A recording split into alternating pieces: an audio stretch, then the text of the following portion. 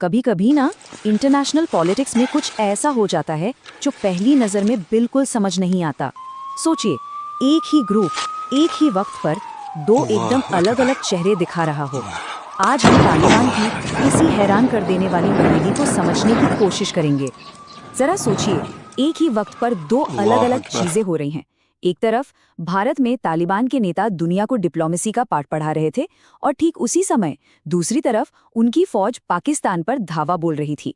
मतलब जो कह रहे हैं और जो कर रहे हैं उसमें जमीन आसमान का फर्क। तो चलिए कहानी के पहले हिस्से से शुरू करते हैं। देखते हैं कि असल में जमीन पर क्या हो रहा था, वो हमला जिसने सब कुछ उलझा दिया। 60 से ज्यादा, ये कोई छोटी मोटी झड़प का आंकड़ा नहीं है। इस हमले में 60 से ज्यादा सैनिकों की जान गई।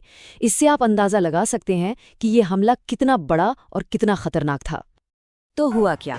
हुआ ये कि अफगानिस्तान की तरफ से पाकिस्तान पर एक पूरा प्लान बनाकर हमला किया गया।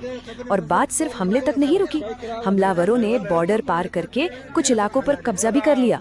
आप समझ सकते हैं इससे माहौल कितना ज्यादा बिगड़ गया होगा। ठीक है, तो एक तरफ ये सब चल रहा था। अब आते हैं कहानी के दूसरे पहलू पर, और यहीं से मामला एकदम कंफ्यूजिंग हो जाता है। क्योंकि जिस वक्त बॉर्डर पर गोलियां चल रही थी ना, उसी वक्त कहीं और कैमरों के सामने कुछ और ही खेल चल रहा था। उसी दौरान, बिल्कुल उसी वक्त, तालिबान का एक डेलीगेशन भारत पहुंचा हुआ था। मकसद दुनिया को ये दिखाना कि वो बदल गए हैं, रिश्ते सुधारना चाहते हैं, एक नई सॉफ्ट इमेज बनाना चाहते हैं। और फिर भारत में उन्होंने एक ऐसा बयान दिया जिसने सबको हैरान कर दिया। तालिबान के नेताओं ने कहा, पाकिस्तान को आतंकवाद खत्म करना चाहिए। जरा सोचिए, जिनकी अपनी सेना पड़ोस के देश पर हमला कर रही है, वो खुद आतंकवाद खत्म करने की सलाह दे रहे हैं। यही वो विरोधाभास है जो इस पूरी कहानी का सेंटर पॉइंट है। तो सवाल उठता है कि ये चल क्या रहा है? एक तरफ हमला, दूसरी तरफ शांति की बातें। ये दो बिल्कुल अलग अलग चीजें एक ही टाइम पर कैसे हो सकती हैं? चलिए इस गुत्थी को सुलझाने की कोशिश करते हैं। और सबसे बड़ा सवाल तो यही है ना कि एक ही ग्रुप के शब्दों और एक्शन में इतना बड़ा फर्क क्यों है? आखिर माजरा क्या है? देखिए, इसके दो मतलब निकाले जा सकते हैं। पहला, क्या तालिबान के अंदर ही सब कुछ ठीक नहीं है? क्या ऐसा हो सकता है कि जो नेता काबुल में बैठकर बयान दे रहे हैं, उनका बॉर्डर पर लड़ रहे कमांडरों पर कोई कंट्रोल ही न हो? मतलब एक हाथ को पता ही नहीं कि दूसरा हाथ क्या कर रहा है। या फिर ये एक बहुत सोची समझी चाल है, एक डबल गेम, दुनिया को दिखाने के लिए डिप्लोमेसी का चेहरा और पीछे से अपने असली मकसद पूरे करने के लिए फौजी ताकत का इस्तेमाल। अब चाहे ये हो या वो, दोनों ही सिचुएशन काफी गंभीर हैं।